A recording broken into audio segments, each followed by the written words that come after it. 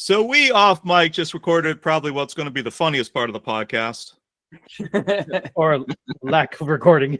Or lack of recording. Yeah. All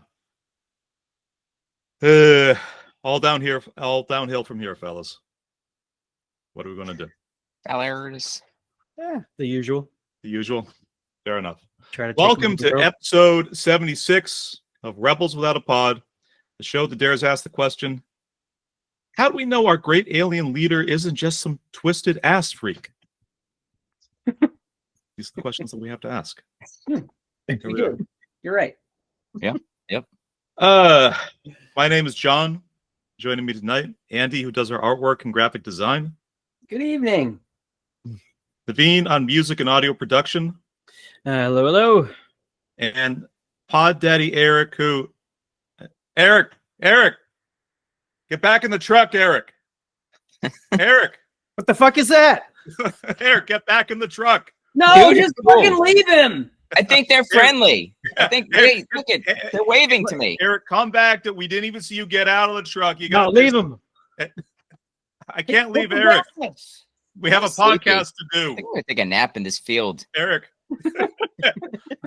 Oh God, they got Eric there.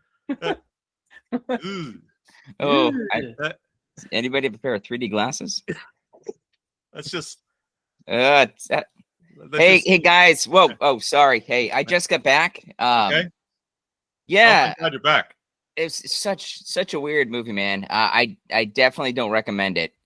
But I have a serious question for you guys. Well, before you ask that, would you go back? You know what? I don't think they would like me. Okay. He doesn't seem unhappy about it though.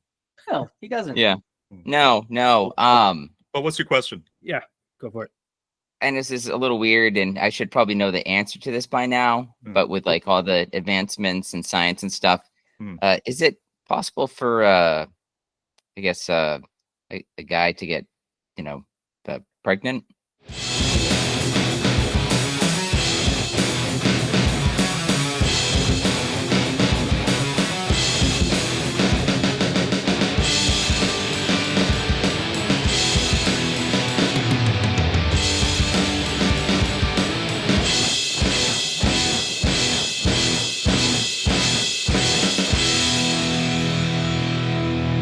All of our content is currently up on the Rebels Without a Pod YouTube channel.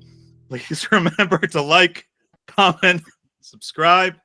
Today we're resuming our childhood trauma cycle with a discussion of 1993 alien abduction horror film Fire in the Sky. We'll also be talking a little bit about the kind of general alien and alien abduction fad that we all kind of grew up with in the early 90s, and doing a fun little kind of trivia quiz on that topic for our sorbet at the end of the episode. First, though, some quick programming reminders. We're going to be wrapping up childhood trauma next week with my pick, a watch of a 1984 nightmare fuel German existential expressionist film masquerading as a PG children's movie, The Never-Ending Story, Wolfgang Petersen's deeply just an evil, insane man that just was just so ready to wreck a generation of like American children. Following that, though, and like this is a kind of like a last minute schedule change that we're doing for the show.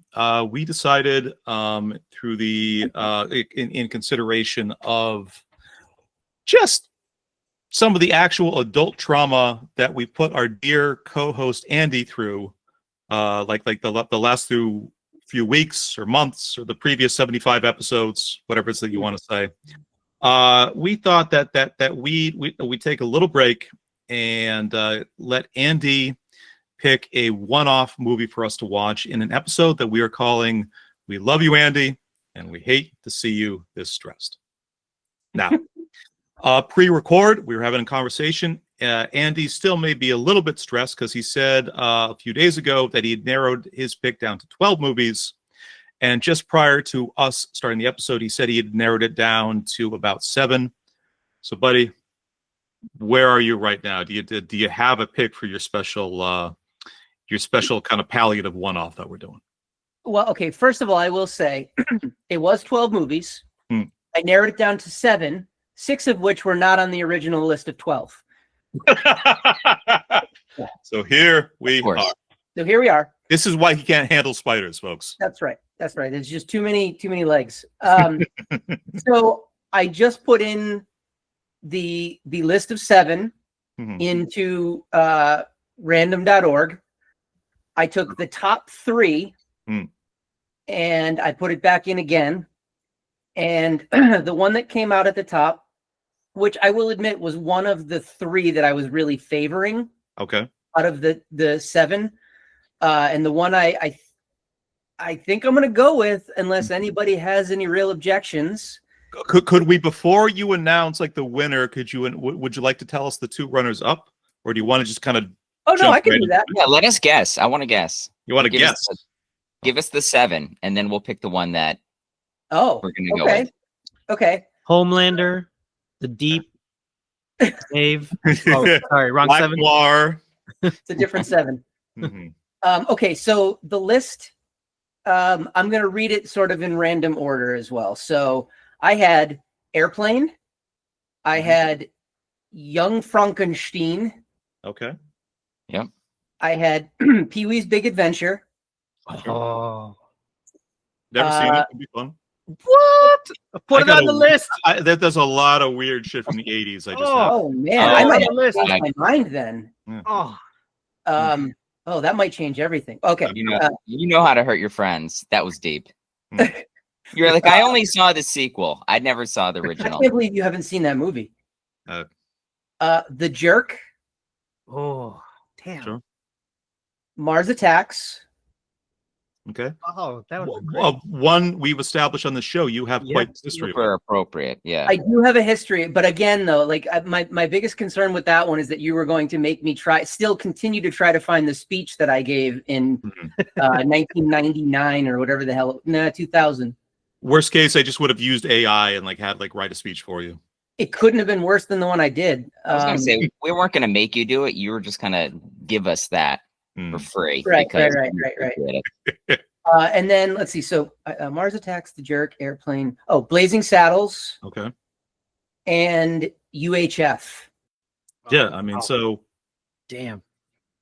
So That's I mean, good. what's all great films? What's kind of interesting here? So you took these 7 and you narrowed it down by random.org. You didn't do like a ranked thing or anything else. So Nope. So I narrowed it. So I randomized the list and I took the top 3. Okay. I think I got it. Okay. So how do you want to do this? Do you want to just spit out the one that you think we're going to do, or do you want to? Why don't we all? Do you want to guess one? We'll each guess one. Sure. Yeah. Yeah. Okay. All right. Do you guys have a pick? Eric, you seem to have one ready and raring to go. So what's yours? I was going to say it's The Jerk. Okay. Blazing Saddles, we talked a little bit about covering previously, just because it's a movie that is in a little bit of a fraught position culturally these days. So that would be my guess. Okay. Naveen? It's a tough one. I'm between Mars Attacks and UHF. Okay. Mars Attacks would be great because we've talked about it quite a bit, and you did some artwork for it as well. Right. Mhm. Yeah. Mhm. Which He's already ramped up. yeah, but Really I cool. think I'm gonna have to go with UHF. Okay. So I will say this. The top 3 that jumped out of random.org were, in no particular order, I'm going to say The Jerk, Okay. Mars Attacks, Hmm. and UHF. Oh shit! No, Oh damn! Those were the Steve, 3. buddy, that you got to jumped out. come back to Vegas. I think so. So that's pretty good that you guys came up with that. Right. Wow. The number 1 that popped out was 1989's UHF. Yeah. Ooh. Ooh.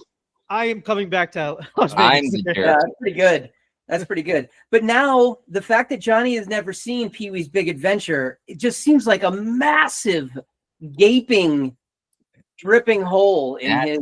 Tim Burton, man. How massive we talking? How do you miss that? How tripping we talking? Prolapsed even. I didn't see the Goonies until I was about 17 or 18. My 80s coverage is really, really weird. Wow. Yeah. What did you do to your parents to make them hate you so much? Yeah. Who hurt you? Well, society. Yeah. Herders. Yeah. I don't know. The apples. Yeah. So what do we Weird. think? You hit puberty before you watched the Goonies. I was I could almost vote before I saw the Goonies. But You were shaving. Your dad walked in. He's like, "Hey, John, I got this cool movie. I think you might want to watch. Like it's about a bunch of little kids. I don't know. I might be too old for it." See, that's Like, the I want to watch shocker to me. Yeah, that's the biggest shocker to me that your dad worked at a movie rental place and you know how many times I've seen Annie Hall on Betamax? No, At I least don't. 3. Oh God. Okay. That's I just like a lot of what I came up with kind of at that time was kind of more of the shit that my dad liked. So I've seen the Adam West Batman movie more times than I can count. Like some like the 80s stuff that he really loved, like Ghostbusters, and Blade Runner, like the original kind of Blade Runner, like back in the day. I've seen like over and over again. But there's this just other stuff that the kids were kind of watching at the time. If Dad didn't think it was the most interesting or kind of like intelligent looking, like it never came home. So that's why I saw Spinal Tap when I was like kind of like 5 or 6 years old. That's why I saw like Monty Python and the Holy Grail way younger than I kind of really probably should have. Yeah. You were a patient kid because if I was that age and being exposed to those movies, I don't think I would have watched any of them. That old Batman, I still haven't seen all of it. I just remember the clip where it's was it Robin fighting a shark with shark repellent? No, it's No, I got it wrong. See, boy, that would be a great one to do like in the podcast at some point. Yeah. I don't think so. Shark No. repellent bat spray, my friend. All right. Okay. Yeah. Instead of Thanks for Christmas correcting movies, me. I think point made. What, mate? all right. Instead of Christmas movies, it's gonna be Christmas for Johnny. Christmas 80s December. 80s December. Yeah. Oh man, Oh, I like it. get all those movies that he hasn't seen. Isn't that like 90% of the movies we cover on this It pod? would run 2026 80s all year 2027. long. We just tried to kind of cover basic like kind of 80s misses for me. Like I've never seen Red Dawn. I've never seen Red Dawn. I've never watched Back to the Future all the way through. That's fucked up. Yeah, but all right, Monster Squad, Back to the Future, and Pee-wee's Big Adventure. There's 3 right there. That'll take us the month. Those are really important ones. Okay. Yeah. Yeah. They're pretty, Yeah. they're kind of formative in my life. Yeah. I mean, even Big Top Peewee. Right. That wasn't as good as the first one, but still. It still was Even good. though Big Top Pee-wee was still pretty good. Yeah, it was still good. Yeah. Andy, so I mean, so for you, I know if anything, like this conversation probably just kind of shuffled things anymore. But where are you landing, or do you want to take the episode to kind of chew on it like a little bit more, and then we can kind of revisit your final pick at coming attractions at the end of the record? Well, honestly, like I wasn't married to any of these options. Like I would have been happy with any of them had they been chosen. I think rather than us trying to find Christmas movies to watch again this year, which last year proved to be almost disastrous for our friendship, I think Christmas month of December, I don't know, we have to come up with a good name for it, could be a lot of fun. And if we're going to do that, then I think Pee-wee's Big Adventure. Okay. Because you've seen UHF, I presume. Dozens of times. Yep. Okay. Huge Weird Al fan as a kid. Yeah. So I mean, I saw some of this stuff. Naveen and Eric, you guys both have seen- I don't know what she does. Yeah. So Eric's seen it obviously, and I know Naveen has. Which one? UHF? UHF. Oh yeah, most definitely. Yeah. Many times. Yeah. Eric, you have, right? Yeah. Yeah. Supplies. Comedy Central. I've seen UHF. All right. Yeah. You know what? I'm gonna say Pee-wee's Big Adventure. Okay. Yeah. And I think we should bump sports movies, which is our next thing. You want to bump sports to January? Yeah, let's bump sports to the next, whatever the next start of the next round would be. Oh, this is a new Andy. Yeah. Stepping in, taking charge. Let's do it, man. This is just that's fine. you guys can tell me Movies. no. You guys can tell me no, but I think it's I love this initiative we're getting right now. Yeah. So we'll bump sports. We'll bump sports, and we'll do Christmas in December, even though Christmas is in December for Johnny. Okay. To help with this exercise, I'll at some point grab a list of like the 100 best 80s movies, whatever else, and if kind of supplements this, I'll kind of go through one of those things, and I'll send you guys just like a breakdown of just everything I kind of never got exposed to, like as a kid. It has to be something you've never seen before. Okay. That you've really wanted to see, of course. But Yeah. All right. Yeah, we could do that. I don't know. You can say that you want to see it. I don't know that will necessarily influence. I'm going to put it to you guys. I'm like my criteria is going to be, these are the really weird, like these are the well-known ones that weirdly, for whatever reason, I was never exposed to as a kid, and I never kind of cycled back to like as an adult. Yeah. Yep. Right. I'm happy to start that off with my palate cleanser of Pee-wee's Big Adventure. Sweet. I feel like if I see that list, I'm going to openly weep. It's going to be. I don't expect to be on there. It's going to be on there. Right. And it hurts. This may, for you, for you guys, as my friend, this may answer that list may answer certain questions or clarify certain things. Or it might create more questions. More questions. More questions as well. Yeah, a lot more questions. Speaking of more questions, let's get to like the conversation topic of the night. Big question. Is the truth out there, though? We're going to be covering this movie tonight, 1993, Fire in the Sky, about a very famous alien abduction in Arizona from like the 1970s. But talking to like other people about this topic over like the last few days, telling them this is something that's coming up for the podcast. 93 was a real big year for just kind of alien shit generally. Fire in the Sky comes out.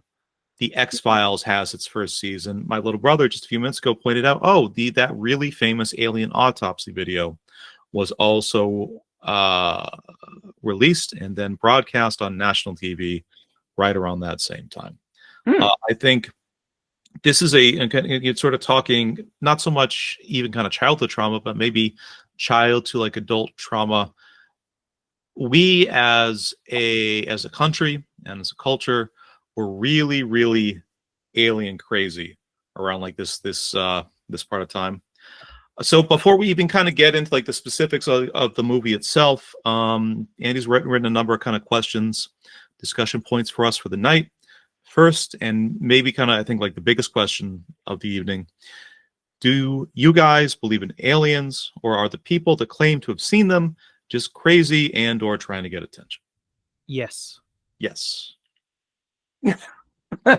So yes to both. I'm guessing. Yes, That's it. okay. Yeah, I believe in aliens. There's got to be something, whether it's the aliens that you've seen on TV and movies, or if they're maybe aliens that are just like us, just they look like us and stuff, but many planets away, light years away. So yeah, why not? There's got to be something out there. It's huge. I mean, there's so many species in the ocean that we still don't know about. Sure. True. So there's got to be something out there. But then, of course, yes, I believe that people are just crazy about it, and are fanatical and take it to the next level. That it's just like, all right, maybe not, or maybe they did get abducted in the 90s, and then the aliens are like, damn, this place sucks. We're not coming back, and that's why you don't hear about it anymore. Right. Because they're going to rural Arizona and Arkansas and everything else, and because they are that crazy. So we're not coming back. Next planet. So there's my take. All right. That's a hot take. Okay. Man, I haven't seen that many assholes since Uranus. Hey. Oh, and being cut that out. Andy. No way, I'm doubling that up. That would actually be a pretty fun short. Andy, what do you think about it? So yes, yes, I believe that there is life out there. I don't believe it's the little gray men or the little green men or whatever. But I think that there's definitely some form of life, whether it's bacterial or viral or, or even if it's more advanced, but not more. I don't believe that there is life out there that is more advanced than we are. Not because I think that we're so special, but I don't think that there's much likelihood that two fairly advanced civilizations or species or whatever would coexist at the same time. It just seems like it would be too kind of a statistical impossibility, you think? Yeah.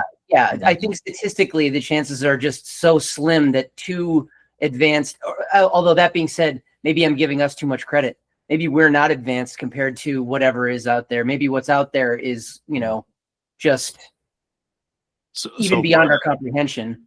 In fairness, our species did last long enough to invent podcasting, and that's been pretty great so far. Yeah, that has worked out great for the public. Well, look at that Uranus joke. That's right. That's right. So yeah, no, I think there's definitely something out there, but as far as what form it takes, I don't know. Okay. You guys ever approach it as maybe we're the aliens? Well, we are to somebody. Yeah. Technically, yeah. Well, just don't just one way or the other. Don't tell ICE. Oh yeah. They hate those guys. Hate to make a little talk. Papa. Yes. Your opinions on this are always fascinating. We've never actually had this conversation. Do you think aliens are out there? Do you think that they've come to Earth?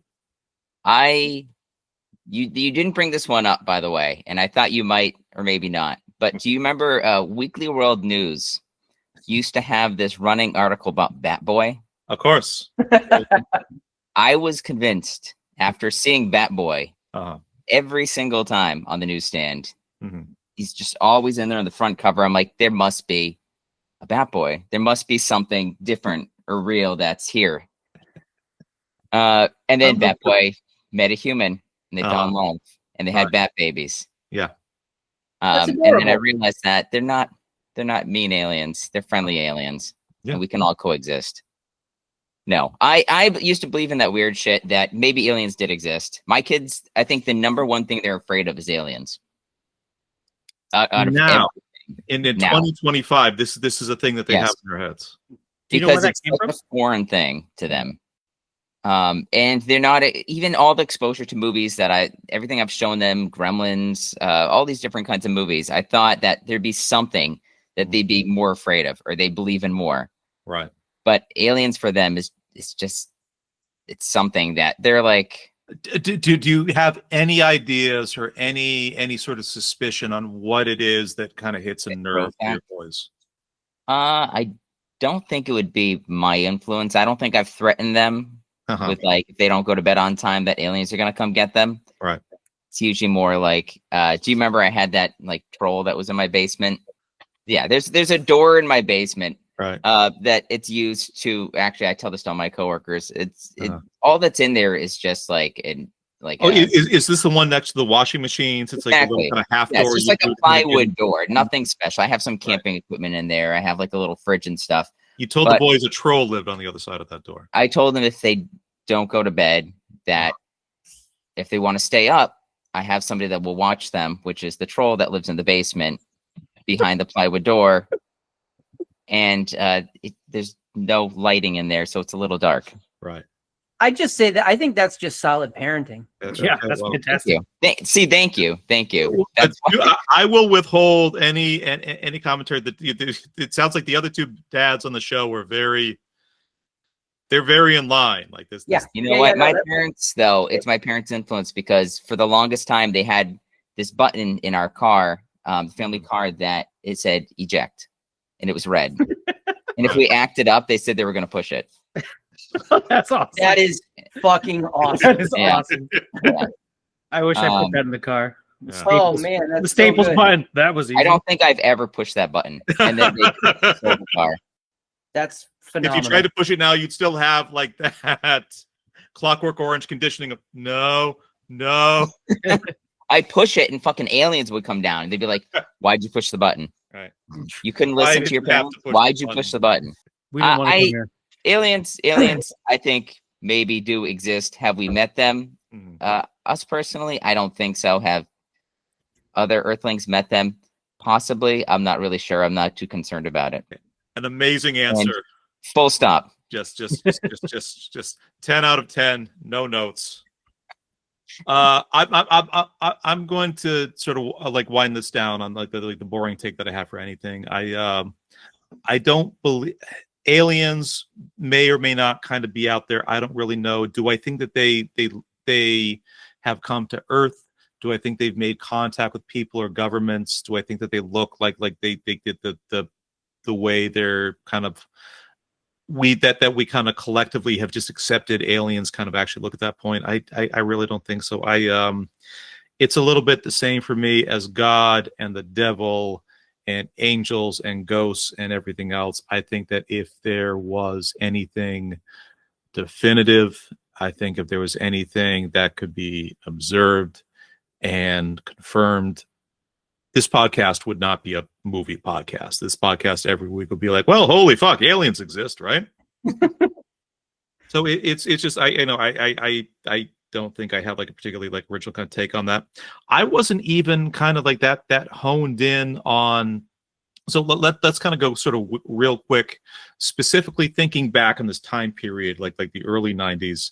Do you guys remember alien shit being as big a deal as I do personally? Yeah, I remember being huge.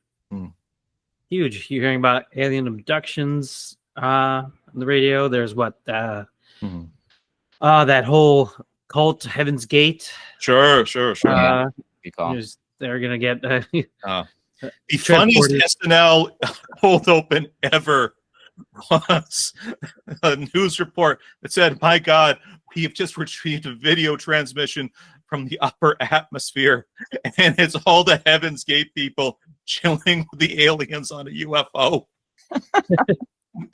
And they're just like, "We're out outer space, bitches!" Like 12 people. Yeah. So, I mean, it was all over the place. It was on the news. Like, what is this little thing? And then the constant excuse you always heard was, "Oh, the Air Force was doing some kind of testing on some new spaceship or weather balloons." Yeah. Oh, your brother though, good call on alien autopsy. That's all everybody in my class was talking about for a while. Did you see that video? Oh my God, so fucked up. And they were peeling like the layer of like flesh or their skin or something off like the outside of the black eyes, the alien, and just pulling shit out of its stomach. It was gross. I remember in like 5th grade, what year would that have been? 88, 89 for us. Yeah. So I remember sitting in Mr. Haas's classroom. 1991. Yeah, so very early 90s. Haas. Mr. Haas's classroom, and my buddy at the time, his name is Chris Kent. I remember him telling me a story about something that he had seen on the news or heard a story about or whatever of this alien landing that had happened in Russia, like the day before or that weekend or something like that.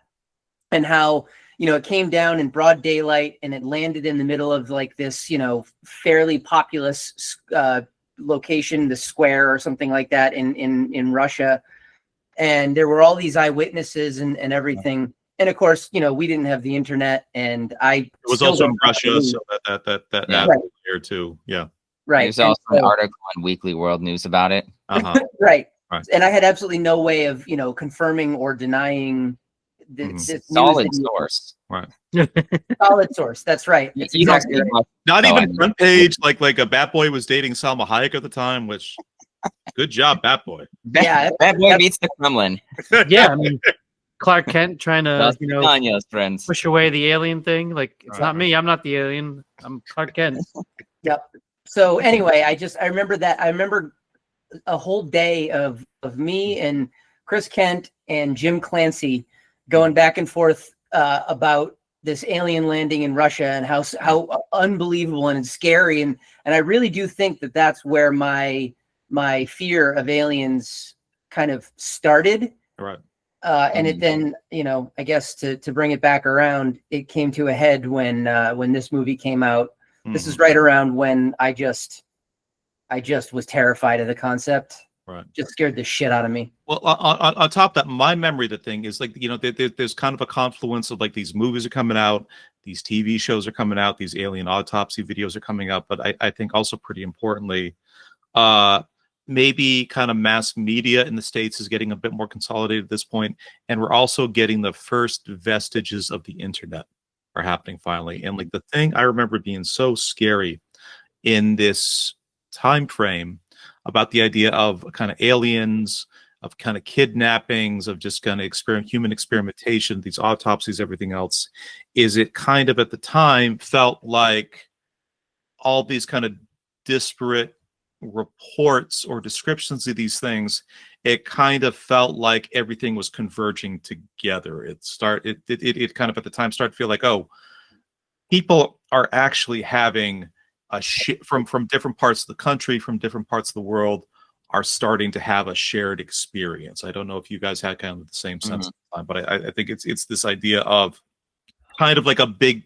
There was a sense of a big picture slowly starting to come into focus, and that's I think what kind of made this stuff sort of what's so kind of so scary and compelling at the time, because I think for a while there it just felt like we were just a little ways away from some kind of grand revelation about what was happening in the universe.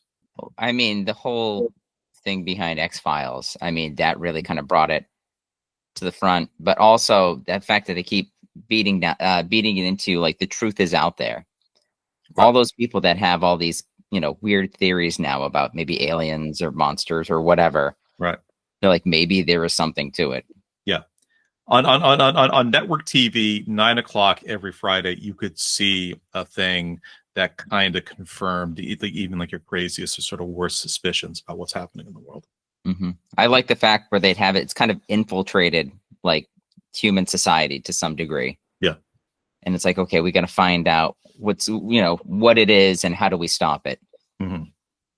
Well, and the thing, what I think the younger viewers have to kind of realize about the X-Files as well is not only was it's such kind of timely and compelling television, but on top of everything else, they cast who were at the time the two hottest people on the planet to play like the lead characters on this thing, and it was. There will never be a TV show with the viewership and the cultural release and the cultural just kind of reach that I think like the first couple seasons of the X-Files had when it came out in the States. Oh, X-Files! I thought you were talking about James Vanderbeek and. That's funny. I thought you were talking about that one, Californication. I think it had David Duchovny in it. Right. Yeah. Came out slightly later. Oh, okay. Just infiltrating all society with full release. Gillian Anderson played like the president in Tron Ares. She's still fine as hell. Do not watch that movie for any reason, though. I remember when I first found out that that she was English. Yeah. And it was like way later than it probably should have been that I remember when I first found out because it's right now. Yeah, I was gonna say the same thing. I'm like, I'm just finding out right now. I thought like what she was in The Crown. She converted actually in the early 2000s. Converted to Britishism. Okay. Yeah. British. Yeah. Yeah, she's British. Oh, that's funny. Huh. Yeah. Good for her. Yeah. For her. Well, I mean, like especially just worst positions to be in at this point. Let's get to like the movie itself. Andy, this was your pick for childhood trauma. So we've kind of touched on that like a little bit. Fire in the Sky, a 1993 American science fiction drama film directed by Robert Lieberman. Does anybody else have any synopses in brief? Because I got about like 6. Yeah, I got a few. Okay, let's kind of go around the horn a bit. Like I'll kind of throw mine, and then we can bounce back and forth. All right. Fire in the Sky. Synopsis in brief. I did not murder him. It's not true. It's bullshit. I did not murder him. I did not. Oh, hi, Travis. All right, I'll start with my crappy one first. Synopsis in brief. Missed opportunity. Smoke on the water. Well, wasn't in there. actually, it's interesting you say that. The name of the movie is based on that lyric. Oh, it's that way. All right. No. It's Okay. actually where they came up with it. It's based on that, but they couldn't afford the Deep Purple needle drop. That's right. Right. Lame. Yeah. Synopsis in brief. Cool, the aliens used his DNA to make Paul Rudd. There you go. That's it. Yeah. That's it. Yeah. You got half of us. They got half of us. All right. Synopsis in brief. Medieval LASIK.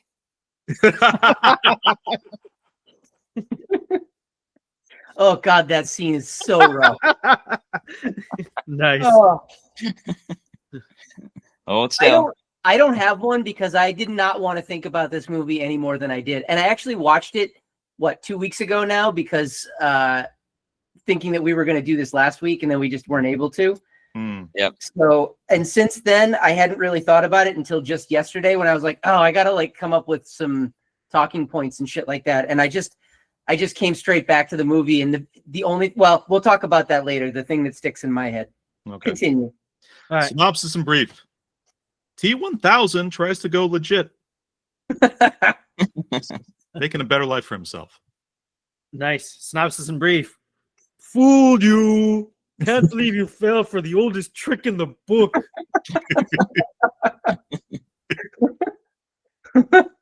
Synopsis in brief.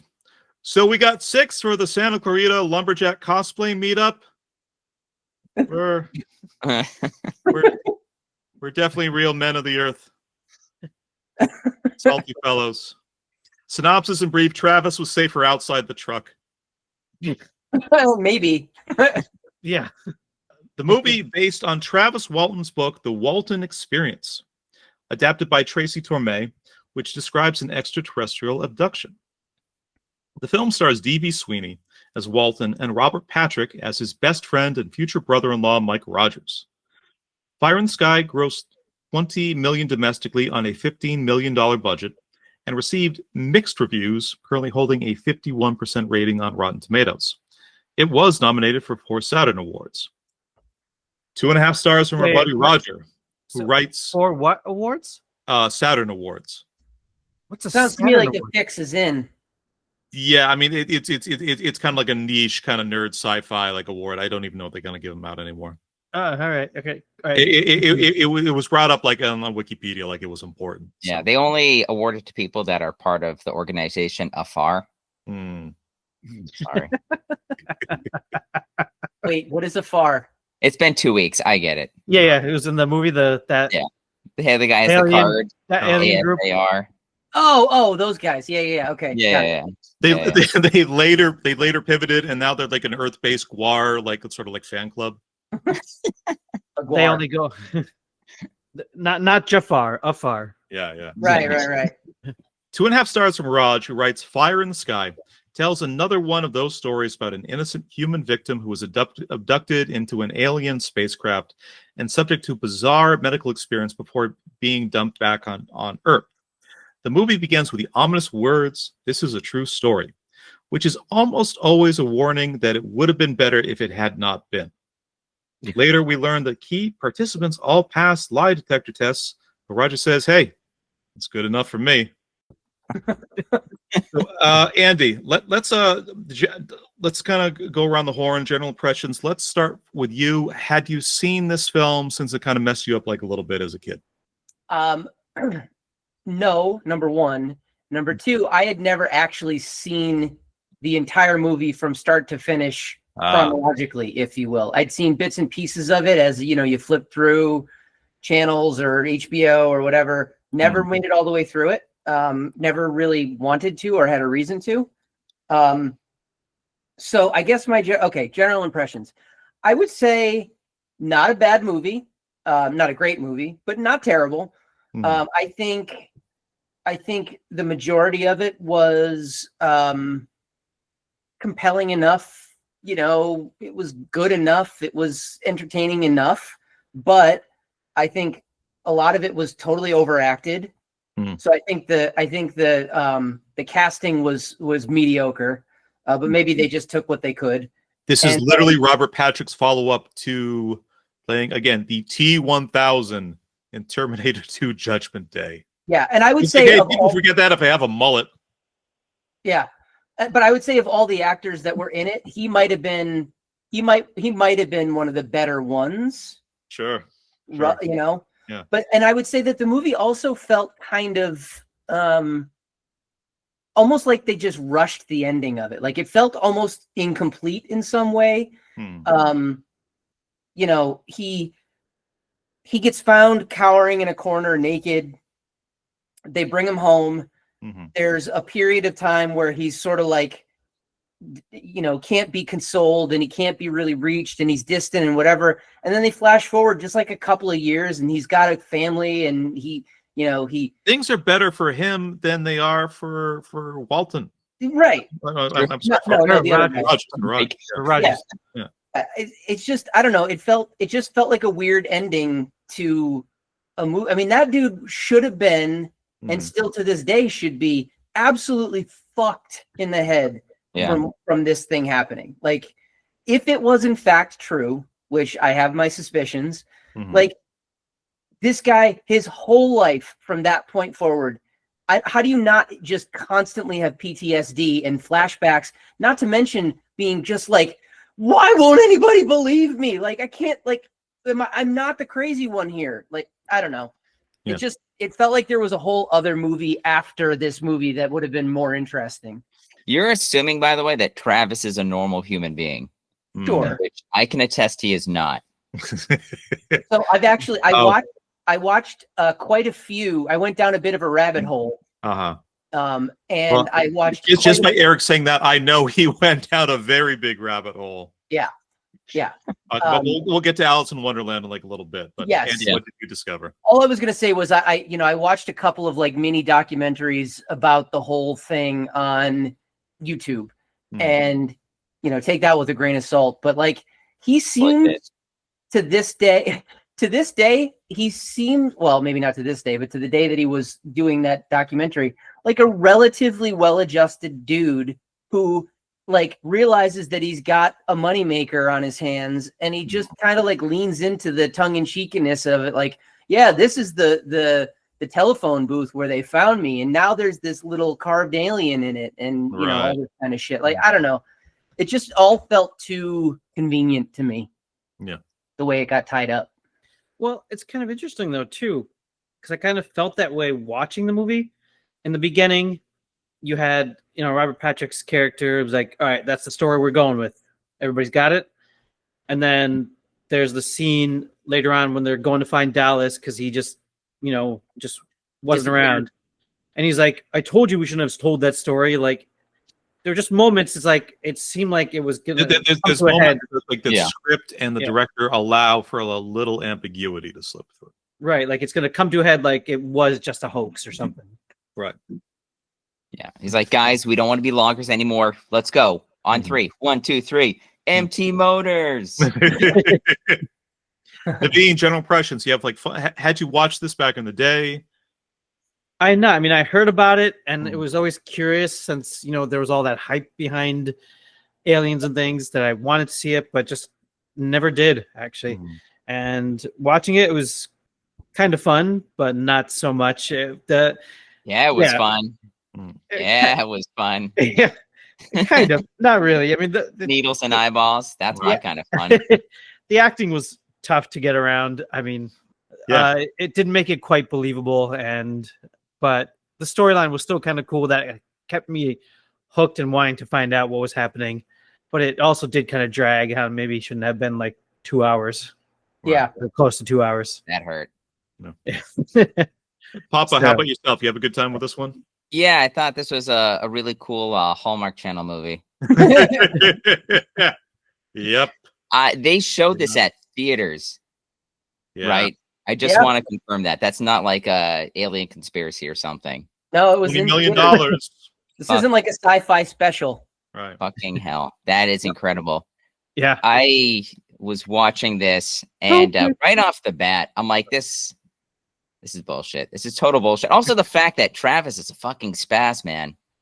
Oh my God, he's super irresponsible. He has like That no whole money. thing when he's climbing on top of the shed at the beginning with a bag of donuts that he got from some other chick at the donut shop that's also clearly in love with him. Yeah. Little girls are there, and they go, Travis, no. And then he goes up and he wakes up. Which, by the way, those two little girls. One girl, after Travis kind of climbs up, just go back and watch if you still have the rental.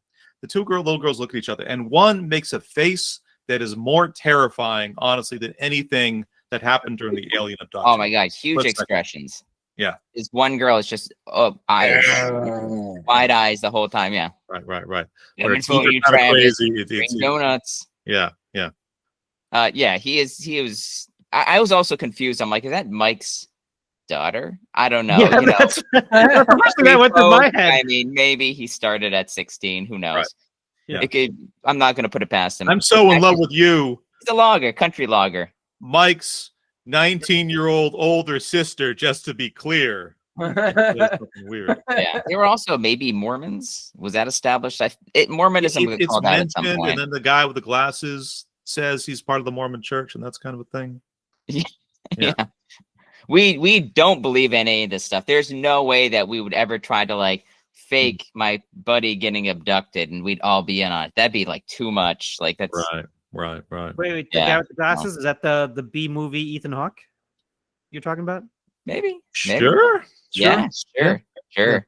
I mean, none of these guys look like fucking lumberjacks at the end of the day. They really don't. I wish there was more of like the chainsaw scene. Yeah. And then just like somebody get an arm cut off or something. That would have made my movie going experience much better. But what's funny is they actually had the makings of like an actual legitimate horror movie in like the first 20 minutes of this thing. Sure. Oh yeah, lean into that because I mean, as soon as they say based on a true story, you know it's bullshit. They have no right putting that up there. 1,000. They want you to believe that, which clearly after watching this, you're like, I don't think so. Yeah. Well, I mean, that's the thing, though, right? It's based on a true story, but it's based on Travis Walton's book. Oh, so how did he know what was going on when he was not around? Dude, he was on. The I mean, it's also just one of these. You just kind of guesswork. Talk to Mike. Yeah, man. I also was blown away. I didn't realize that people in Borneo can give birth to litters of children. Huh? It's in the movie. It's in the movie. Yeah, it's just. I'm missing something. Yeah. What's the thing? He Elliot, went out to Borneo and name is. He's in the back seat reading like some conspiracy theory rag. Yeah, he's got like the Inquirer or whatever. Yeah.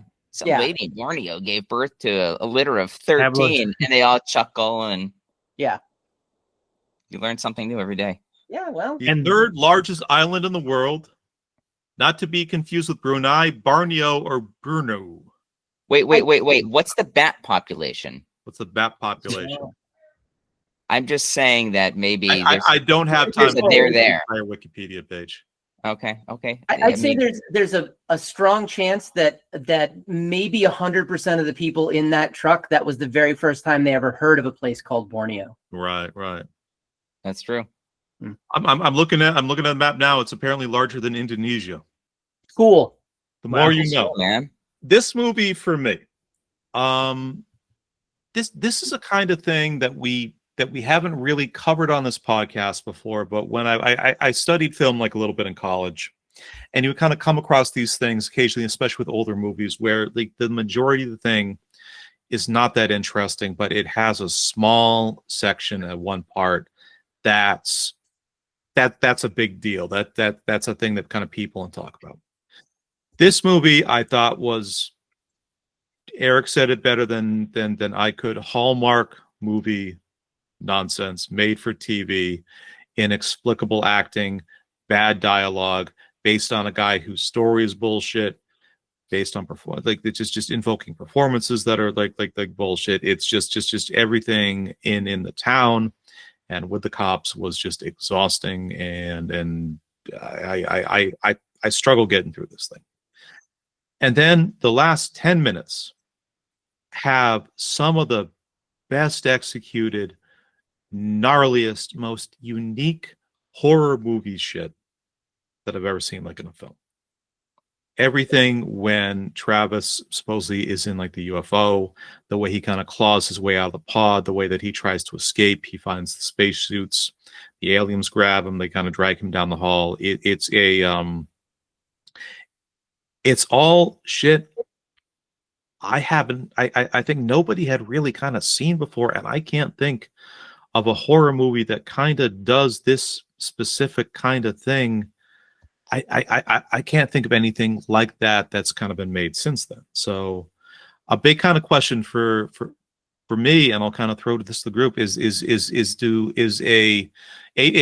do you guys kind of feel similar? Do you feel kind of like this, that the whole kind of crazy thing in like the last 10 minutes of the movie redeems this film somewhat? And do you guys also feel is having like a really interesting, insane, creative, small 10-minute chunk in the middle of a film like enough to kind of to recommend it to other people? Yeah, that's a tough question. Right. The question I had, building off of that, was that scene, right? How seeing it now and just the practical effects and the execution of it, is your memory of it like the same as how it was watching it this time around? They had little bits and pieces in the trailer, which is all I remember, but even kind of seeing like those little kind of 2 or 3 second chunks, I mean, it's still something that is in my head to this day because it just looks so kind of crazy. That's all I remember about it. And then if you ask me about this movie in a couple weeks, that's probably the only thing I'm going to remember about it. So I would say check out that clip on YouTube because we can do that now. But if this was back in the 90s, right? I mean, would I recommend people to watch it? I might.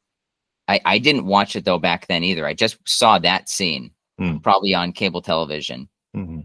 But I wouldn't recommend that movie off of it alone because I knew how difficult it was to get to that point. Right. And it's only for the most patient. Yeah. Andy, Naveen, anything to add to that? I mean, I can't say that it was the worst, most difficult movie that I've sat through, even just associated with this pod. Definitely wasn't a good movie. But we love you, Naveen. I want to know how many Letterboxd stars. I haven't gotten there yet. Should we do box lunch? Yeah, let's do box lunch. We can tie that in. That will give it up. Okay, so here's the thing, though. Like, to your point, there are enough scenes in this movie that I was exposed to back when it was released, and whether it was in the trailers or whatever, that made me. So 93, this was released. Is that right? Yeah. Fast forward to 2025, right? So this is, this is 30 plus years after this movie was released. This is the first time I've been able to kind of get up the guts and the chutzpah to actually watch it all the way through, because those pictures, those few pictures of, Travis being stuck in the white light and of the membrane all over him, holding him down on the operating table. Yeah, and like the him, being naked in the rain, screaming, and the goo bag that he's in, that he busts out of, and the aliens giving him that endoscopy. They were just trying to see like how his pancreas was doing. That's right. But like, even when he finds that spacesuit and over his shoulder, kind of in like the middle distance in the back, you see the alien sort of like rise up and start to come at him. So I like how you're doing this, by the way, because you're going kind of a little out of focus on your side, and then you just came into focus, so you just kind of blah blah blah. Good call. It's me, ma. I don't say blah blah blah.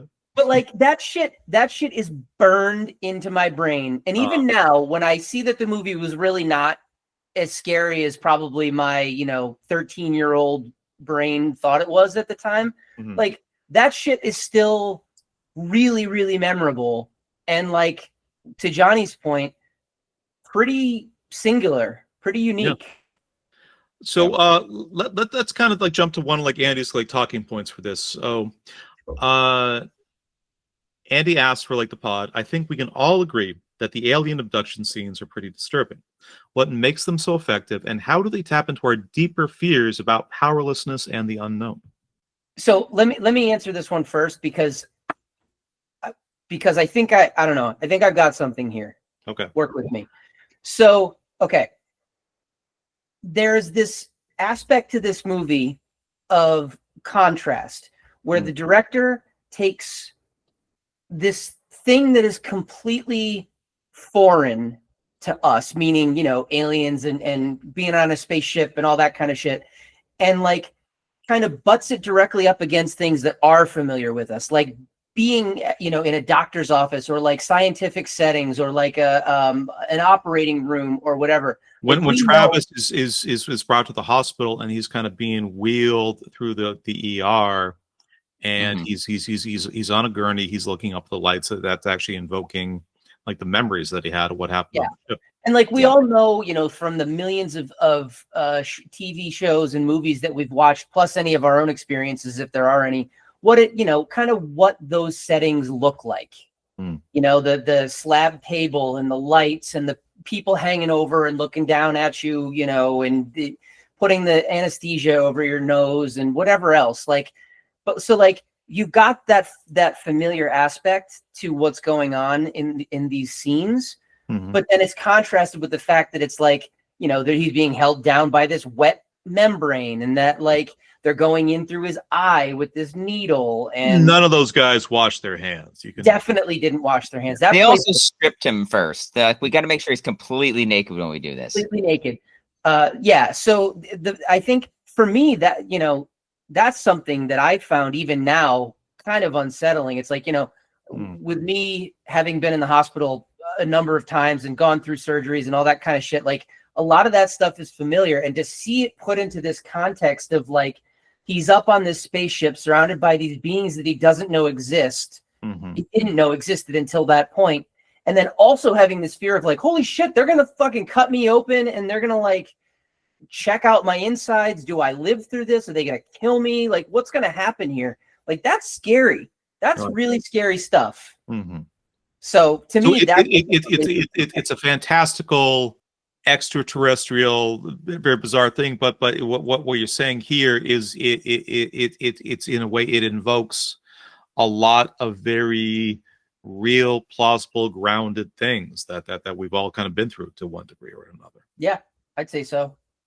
Naveen, anything to add to that? Yes. I was just thinking about it as well when watching the movie. Just, you know, if you wake up someplace that you're not familiar with, at least there's things that you are familiar with, maybe a house or trees or things that you know and can describe.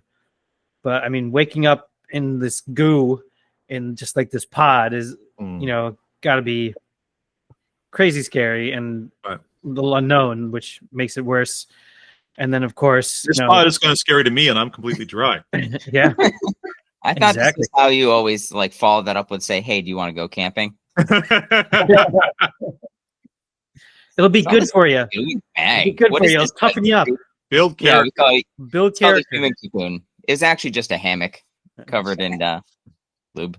Right.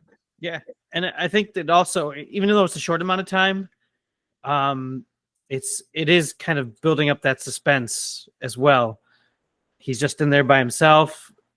He's going through and just kind of exploring and trying to figure out like, how do I get out of this place, and having to deal with floating around, and then eventually getting caught. And then that's happening so fast, getting caught, getting wheeled, or not wheeled, but dragged into the operating room, and everything's going in his ears or in his mouth, or just quick. Right. Like the holes of Uranus.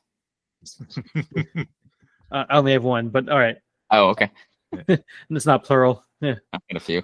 Weirdo. Yeah. That's only getting just. We told you to get back in the truck, dude. Yeah. You also come from France? They come from France. You know, Game Boys don't have backlighting, so you have to get under the light so you can play Tetris. You know, it makes sense. It makes sense.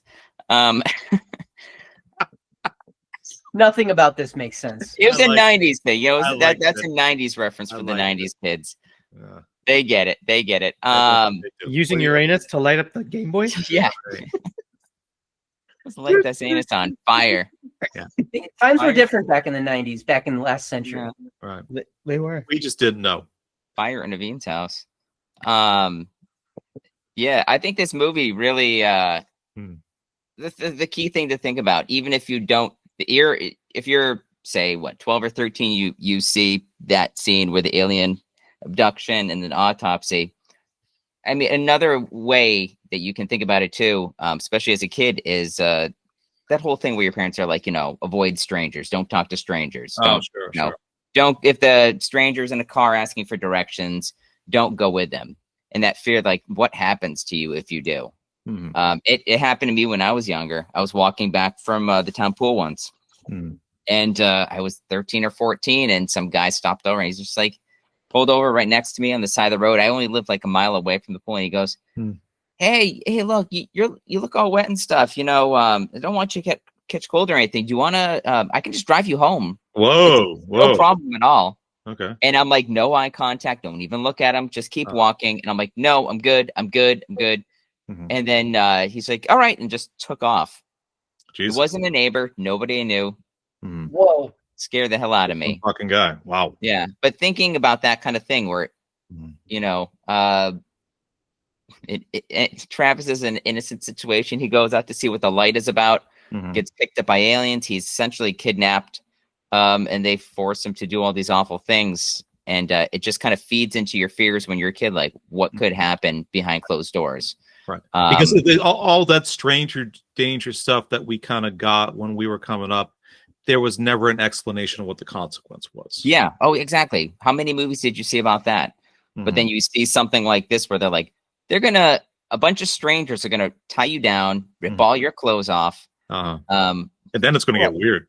Pull a membrane or sheets, whatever you want to call it, over your body. No happy ending. And then they jam sharp objects at your face. Right. Yeah, it's for me, the thing that kind of sticks out for this when you compare it to like a lot of other horror films is there's this convention in horror that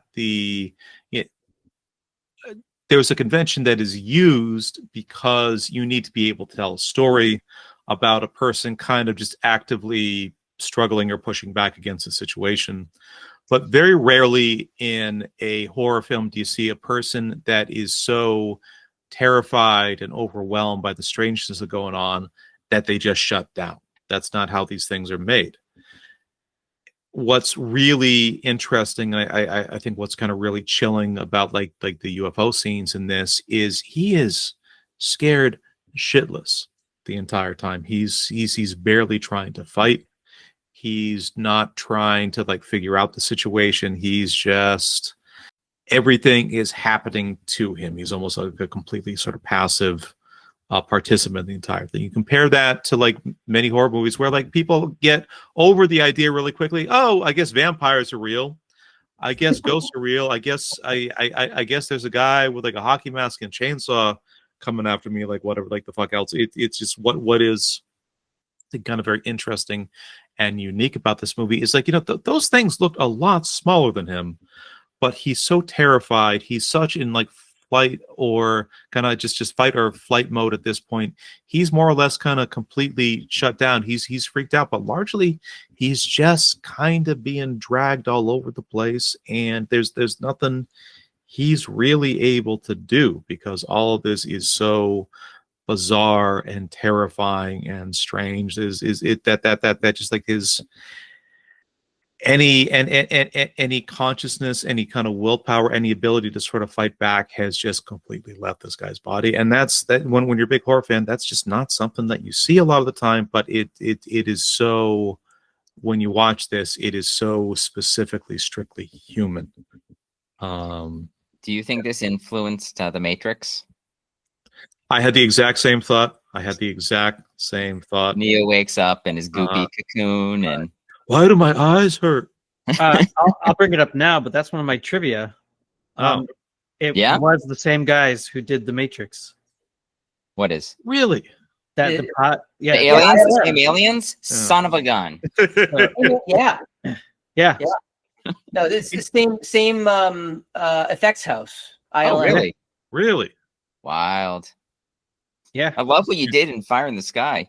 All right. Yeah, let's do it again. except Never saw it. Freaky trailer though. Yeah. Yeah. Crazy shit. Got any more of that membrane left? Right. Let's kind of start winding it down here. Let's do Andy's lunchbox to start. And Andy, could I make a specific request if you can pull it up without too much trouble? Sure. Could you read your review? Could you give us your review, and then could you read mine out loud for the crew? I posted something last night. We should be connected on the app. Oh well. So I can tell you what my review is. I don't see you. All right, come on, whip it out, Andy. Not on video, guys. Come on. This is an audio podcast, my friend. Look, there was Well, not three for us right aliens, now. there's three of us. Yeah, you guys can see everything. Subscribe okay. to our Patreon. I do have yours. See everything. So you want me to read mine or yours first or mine? How about you? How about you can go first. Okay, so mine is quite simple. This is a 1.5 star movie. And the only reason I marked it that high is because the parts that I thought were going to be scary, the things that were burned in my brain for years are still pretty scary. They hold up. So I'm giving that probably the 1 star, and then the 0.5 star is for the entire rest of the movie. Johnny, your rating was 0.5 star, and your response to it, your review of it was "Wake up to donuts and love." If Not only the that's all Doge he woke truck? up to. What, Naveen? Not to the Doge truck. That's a different movie. No, that was this movie. You The didn't Doge notice it? No. It's Doge truck? it's supposed to Doge say is there. Dodd, but the second D was missing. Oh, jeez. That doesn't seem very efficient.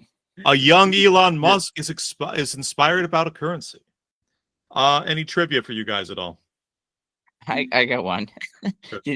This is not real trivia. I just kind of made this up. But did anybody notice when they had Travis wake up on the alien ship, they mysteriously started playing the theme to World 1, 2 of Mario World, the original Mario Brothers game? Really?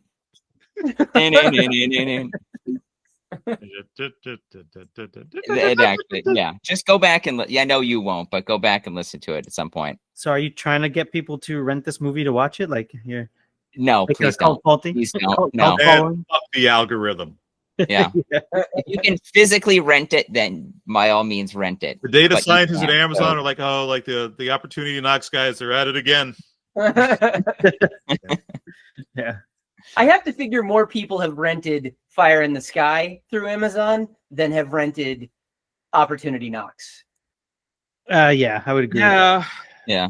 I mean, other podcasters exactly our age that literally started a conversation. You remember that fucked up trailer from 1993? Sometimes that's all it takes, Johnny. I got quite a few here trivia. I already said the one about the special effects team, being Matrix as well, the ILM.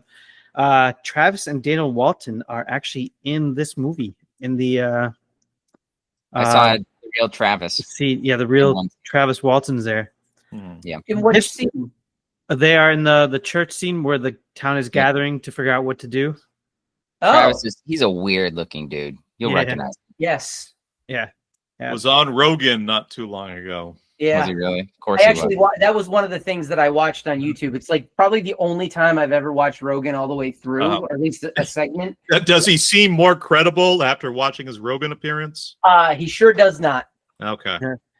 Well, the whole thing's constantly being refuted and debunked by people. Like even Mike Rogers in 2021. I read Like, this. he's like, Yeah. no, it's a hoax. No, he literally found redacted out they were talking about remaking Fire in the Sky. They didn't tell him, Yep. He wasn't looped in, and basically he went on social media. And he's like, I redact anything I said about Travis as a corroborating witness. This guy is a liar. I mean, he never fully came out and said everything we said in the 70s was a hoax, but like that was the subtext of the entire thing. Right. This movie took some liberties too, with the content, but I mean, they also same thing with Mike coming out and saying that it was a hoax. I guess that they were jokesters, Mike and Travis, and so was Dwayne as well. Dwayne was I think Travis's brother. But what they said is where they typically do logging. It's apparently reported that the day of they went out to do logging, they stayed out. They usually only stay out till about 4 o'clock. Right. But Mike's like, guys, we got to stay out late tonight. And then they don't usually stay out till it's dark, but they did. There's also a well-known watchtower in the area. And so when the guys get questioned later, like, did you see the alien spaceship? They're like, well, we saw the light and it was really bright. And so there was something up there. Right. But nobody could like definitively, and they did this in the movie too. Nobody could definitively say like, yeah, I saw the spaceship. This is what it looked like. But I guess also the polygraph tests they did on the guys too. They were mostly asking them questions about, did they kill Travis? It wasn't so much about the aliens. It was more like, where'd you hide the body? The thing that everybody kind of put together was like the most reasonable sort of likely outcome that actually happened. Like the fact this is the same as famous story is that in any other circumstance, this would have just been, these 5 guys just kind of murdered this 6th guy with like a chainsaw, like whatever else. Like the fact I was so happy though when they left Travis there. Right. I'm like, just ditch the guy. He's such a weirdo. Right. Hey, you want to start a new business? It's so bizarre in that scene, right? Because you don't even see him get out of the truck. Yeah, he didn't. He was just out there. It's like they magicked him out there. Right. Or he's just a fucking spaz. One of the two. Yeah. The only thing I want to add for kind of like sort of trivia or any kind of general things is just like a very quick PSA. Polygraph tests in the hands of modern techniques, modern experts, the latest equipment, still to this day are barely more accurate at detecting actual lies than a coin flip. You cannot be compelled to take a lie detector or any kind of polygraph test under any circumstances. They have not been legally admissible in court. I don't know the exact dates, but for about at least 40 years at this point. The only value, the only thing that they're actually used by law enforcement or any kind of investigative agency is as a way to kind of scare potential suspects or witnesses into revealing something that they may not have said. Otherwise, these things are bullshit. These things have always been bullshit. So the more you know, little something to keep in mind. Can I add a footnote? Shoot. Unless you know a guy. Then it's legit. Unless I know this guy. I know this guy. He's good. Right. He's good. Naveen, let's make sure to make that a short, okay? All right. Which part? That he knows a guy? That he knows a guy. Yeah. All right. My last trivia here, which I thought was really kind of interesting and should have probably researched a little bit more, but D.B. Sweeney was hoping that his scene with the wire work and the stuff with the alien scene would be like a movie audition to get him to be able to be Spider-Man in a movie directed and done by James Cameron. That never ended up happening. Oh shit! Oh god! Oh shit! Really? Yeah. Wow. Right. Because that's the first thing. That's the first thing you see that's the first thing you think of when you watch that performance, right? What a hero that guy is. He's running from the alien. Wires very heroically. Right. But he was hoping that would help him get the Spider-Man gig, but the movie never happened. Oh man, missed opportunity. We could have had D.B. Sweeney as Spider-Man. Right. And James Cameron directed. Oh man. I don't know if any of you guys felt this way, but that one scene where it's like Travis is falling out of the cocoon and then he catches himself on that little umbilical cord. Right. And then he just starts like floating upwards. I'm like, is there gravity or is there no gravity? Yeah, I was thinking the same thing. Like, what is it? He's running away from the other end of that cord attached gravity. What's up? What's the other end of that cord attached to? That guy, he put his hand on the much bigger, hornier alien. There we go. There we go. That's the movie I wanted. That's what we needed. That's what we needed James Cameron for. Didn't Kurt Cobain write a song about that? What's so? I'm up that umbilical cord. I think that's one of the weird B-sides they put out, like posthumously. Any final thoughts on Fire in the Sky, or do we want to get to sorbet on our little quiz? Can you guys at least see why this one was a childhood trauma movie for me? 1000%, yeah. Okay, Yeah. so I'm not entirely crazy. I think you want support, and we support you. Yes. All right, that's all I ask. You're Yeah. good friends. I appreciate it. You guys aren't going to leave me on this field, right? Like I can't move. Like I can't. Yeah, you got it, Andy. You're good. You're good. No, Andy's the you're first doing a one great back in the job. truck. Yeah, we support Andy you. would not have got out of the truck to begin with. Oh my Yeah, I know. God, no. Are you kidding me? I'd have been hiding near the floorboards. I'd been pushing somebody else out the door. Hey, Naveen, go check that out for me. Yeah, They won't see me under this Inquirer. That's right. Andy'd be that one person that's like, "Hey, where's that watchtower?" Oh, I thought Andy was in the back, but there's just that photo of Bat Boy. And he speaks fluent Russian. Okay. Oh God, here so- we go. All right. All right. Yes. Still, Um, so to the listeners that are not able to see this at the moment, the opening picture is of the sketch with Kate McKinnon and Ryan Gosling on SNL, where Sesame Strong there in the middle. Don't. Sesame Strong in the middle, where they get abducted by the aliens. This is still to this day one of my absolute favorite SNL sketches of all time. Right. They break every time. It's so good. Yeah. I mean, Isn't there a few of them? This could have been funnier. Yeah, there was. Yeah. Right from the cooter to the tutor. Mhm. Kind of our philosophy on this podcast. Okay, gentlemen, this is an 8-question little quiz about alien sightings and abductions. So we're just going to be playing for points. Every question is a little bit different.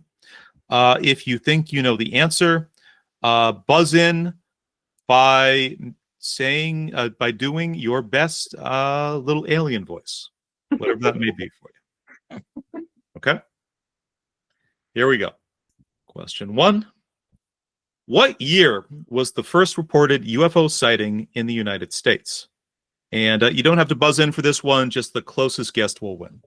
I see the wording first reported. Yes.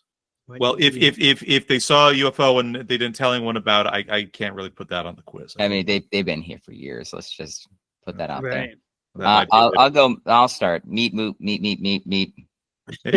have to That's buzz in, buddy, but we appreciate My the little alien impression. First year reported UFO sighting. I will say 1916. 1916. 1916. Wow. And to clarify, this is not Price is Right rules. This is just whoever gets the closest wins. I'm going to say 1942. 1942 from Andy. Wow. Man, you guys are going pretty. I was going to go 1961. Do it. 1961. man. And Andy gets the first point. The first reported American UFO was from Nice. private pilot Kenneth Arnold in June 24th, 1947. He saw a string of 9 shiny, unidentified flying objects shooting past Mount Rainier, what he estimated to be about 1,200 miles an hour. This was the first post-World War II sighting in the United States, and it is credited for actually, in popular culture, coining the term, because of its description, it coined the term flying disc or flying saucer. Huh. Wow. Moving on. According to the National UFO Reporting Center, or NUFORC, what U.S. state through recorded history has had the reported highest number of UFO The claw. Andy, what do you got? Those are those little aliens from Toy Story. Oh. I'm going to say Oregon. Oregon. Let's do the same thing. So everybody can answer. You just can't repeat like a previous answer that's been given. Okay. Okay. Do it. What do you think, Naveen? Oh man, I don't know. Let's go Montana. Montana. All right. Meet. Again, don't have to chime in. Appreciate the effort. What do you got, bud? I'll say New Mexico. New Mexico. Oh, that's a good one. All right.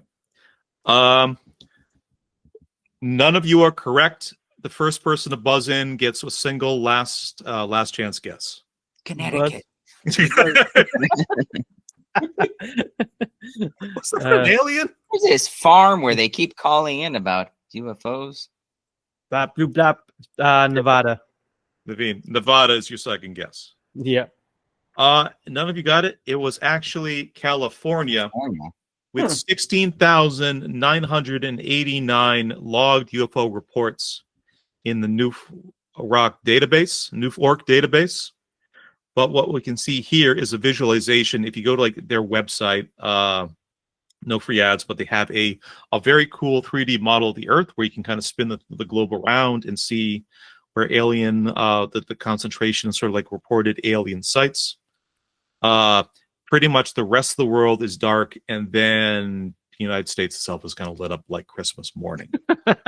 Wow. Sounds about right. And I like how it says logged reports, not reports from loggers. They didn't have that. They didn't have that option on the website. That totally would have been a question otherwise. Another question for them.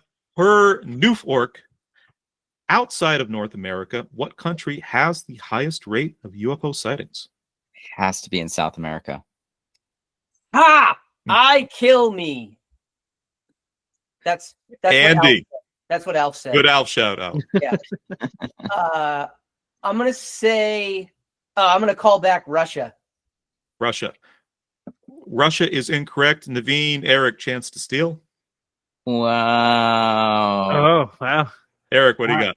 Toy Story. Let's see. I'll say Brazil. Brazil is also not correct. Naveen, Let's land this plane. What does Max say? That whole Paul Rudd thing on Conan. Oh, Mac and me? Yeah. He did a Mystery Science Theater. We have to do it as an episode. All right. So what country outside of North America? I'm going to go with, why not? India. It's not India. Per Newf-Orc, the United Kingdom has the highest rate out of anywhere else. The number one city within the UK, London, of all fucking places, has the highest rate of logged UFO reports. The UK government actually between 1997 and 2000 ran something called Project Conding that concluded that all investigated sightings of unidentified aerial phenomena in the UK could be attributed to misidentified but explicable objects or poorly understood natural phenomena. Okay. Brits, a little more level-headed than that usually, but they're right behind us for. I mean, maybe it was wizards, low-flying wizards. Here's another one. Proud pagan tradition. All right, question number 4. Currently we have Andy with a single point. Question number 4: a Reuters poll asked 23,000 people in 22 countries if alien beings have come to the Earth and walk amongst us in our communities disguised as us. Name any of the 3 countries with the highest agree response rate. And a little hint: this is not the United States or the United Kingdom. A Reuters poll asked 23,000. All right. Buzz. Buzz Lightyear, what do you think? I'll go with Russia. It is not Russia. Oh.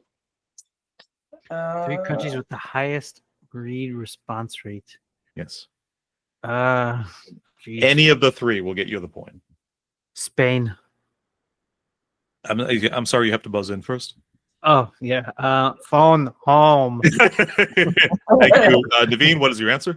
Spain. Spain is wrong. Yeah, I know. All right. Naveen, Andy, chance to steal. It's a trap. Just giving it to you, but still appreciate the effort once again. What do you got? Sorry. I have absolutely no idea, so I'm going to say Japan. Andy with his second point of the night. Damn. the three highest now India. to basic for respondents polled. India, number 1, with 45% agree that aliens walk among us. China with a 42% agree rate, and Japan of all goddamn places, 29% agree. The truth is out. Why not? Yeah. So so Andy, 2 points currently, halfway through the game. Why didn't you circle the alien in the third one? No. Oh no, this is just so on the left, left where's his India, surfboard? UFO sighting, on the middle is Rental? China, and in Japan I can't actually translate Yokoso. Yeah, welcome to, I'm not even sure what this, Alien Gardens. Here we go. All right.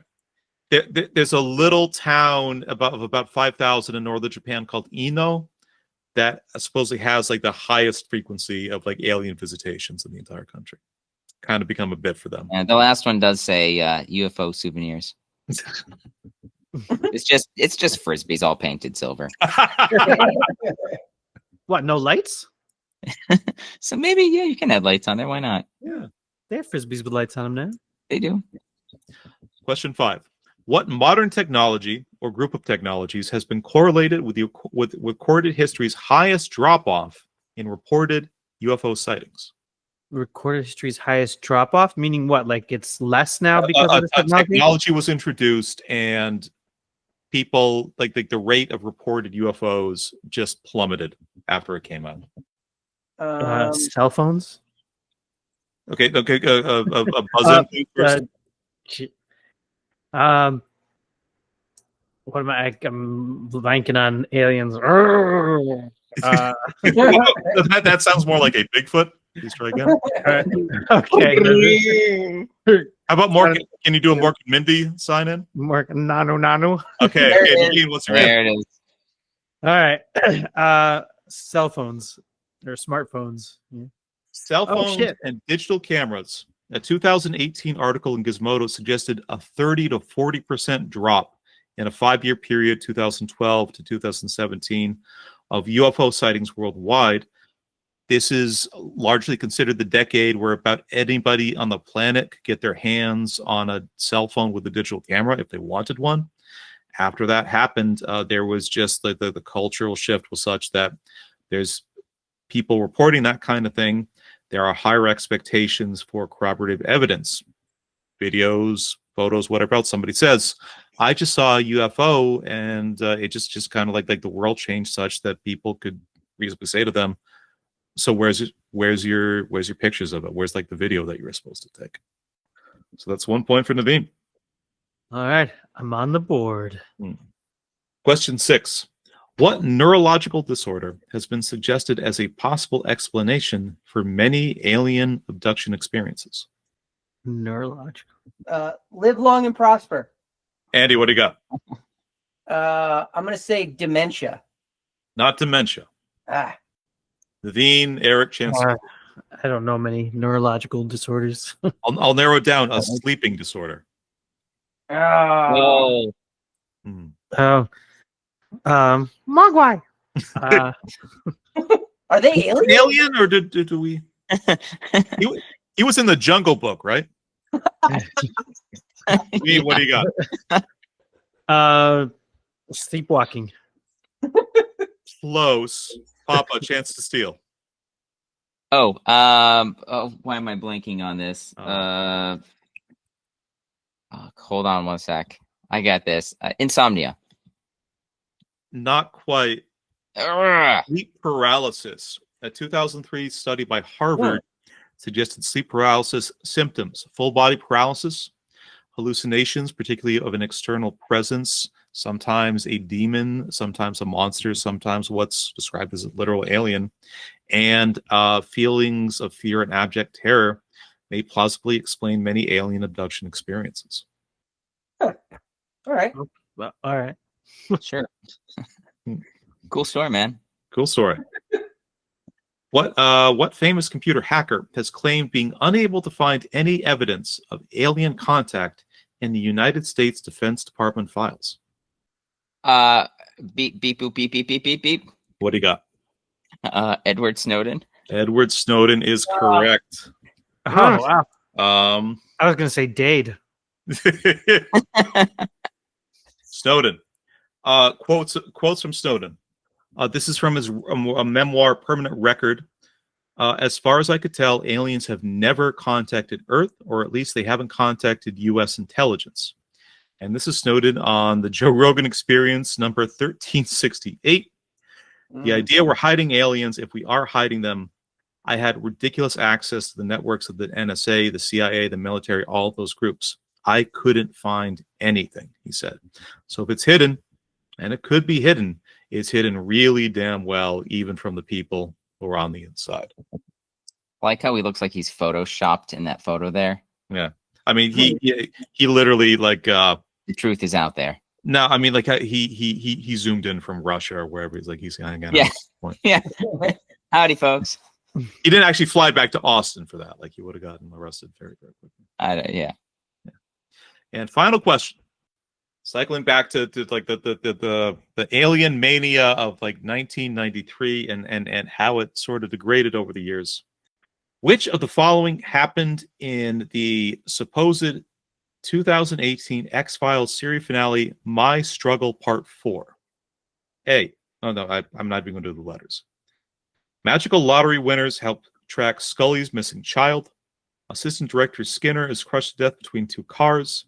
Joel McHale cameo as right-wing podcaster Tad O'Malley. The X-Files is shut down. Mulder and Scully are dismissed. Scully learns her baby was actually a transplanted alien fetus. Mulder is killed, but it's actually an alien named William. Mulder shoots the cigarette-smoking man who somehow is still alive in the head.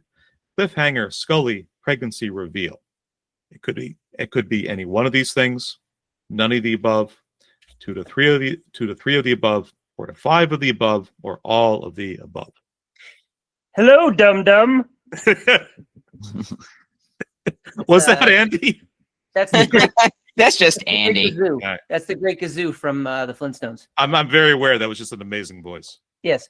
What do you got? All of the above. All of the above is correct. I Oh, damn went you. through to I tried reading the Wikipedia early and just felt like I wanted to slip my wrists. I mean, All they of this really shit went for it. happens.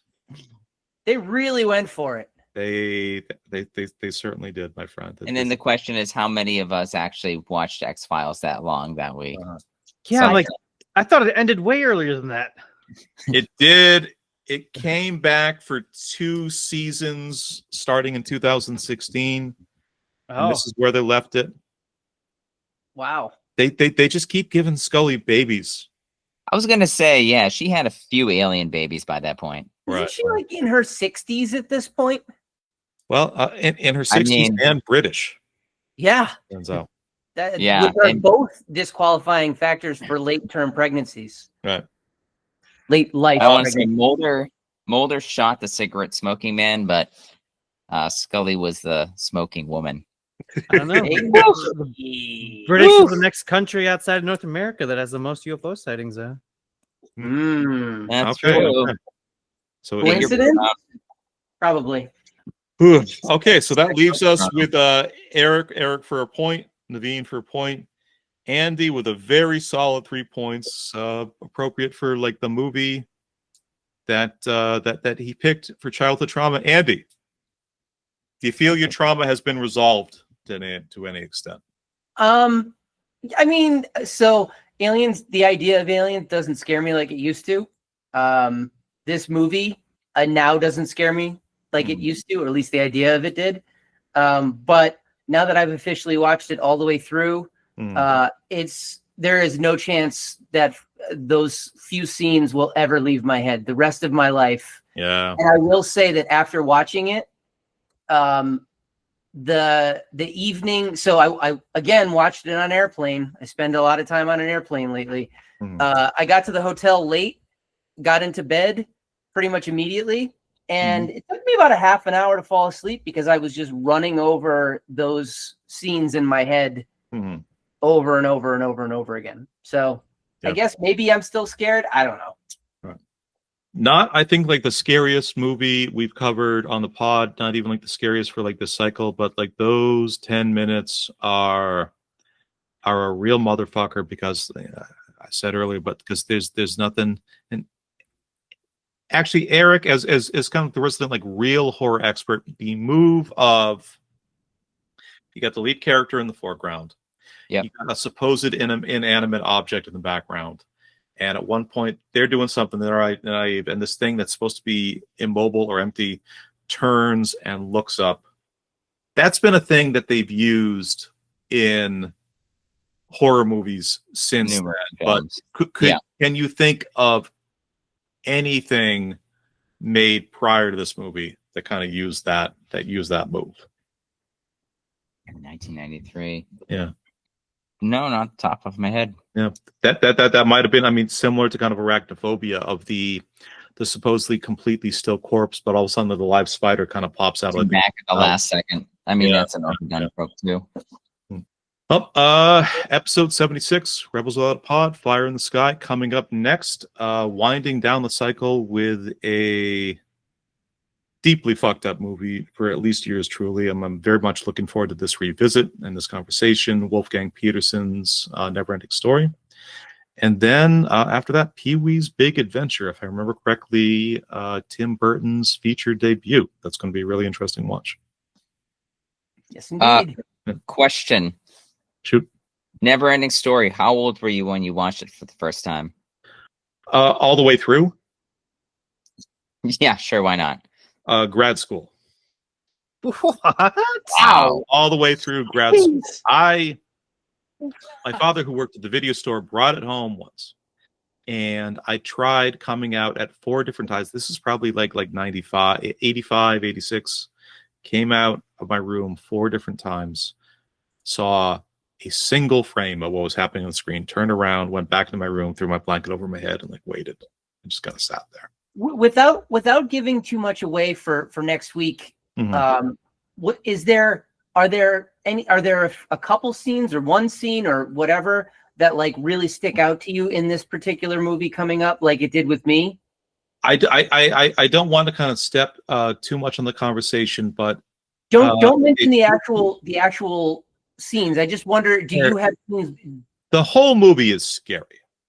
The whole movie is scary. The scenes that particularly, I mean, I stepped out at looking back at looking back. I stepped outside to kind of try to watch it at a couple particularly inopportune moments. One thing with a horse drowning in mud because he's too sad. Sure. And then another thing with a wolf. We can get into the wolf. We can get into the sad horse. We can get into just every despairing German existentialist nightmare thing that they have in this film. But I bet I can pick out the scariest scene for you when you saw it in grad school. The dad's like, "Hey, I'm just gonna have my breakfast shake of 8 raw egg yolks, and then drink it like casually while I'm just talking to my son and saying, you know, what's going on with your life." That's what America thought was healthy prior to just muffins. It's like, Dad, are you raw dying? eggs, and had like 2 years later. No, I just have to have like a muffin the size of my fist before I kind of go out. Yeah, he's like, "Hey, I got these from the grocery store. They're farm fresh." Yeah. That's how they get their farms. He shall terrify the little American children. Tell me more about this drowning horse. I've got raw egg power. You think you have big, strong hands. It is all a lie. It is all vanity. I would not arm wrestle that guy. Gentlemen, pleasure as always. Talk to you guys in a Indeed. bit. Bye, guys. See ya. Adios.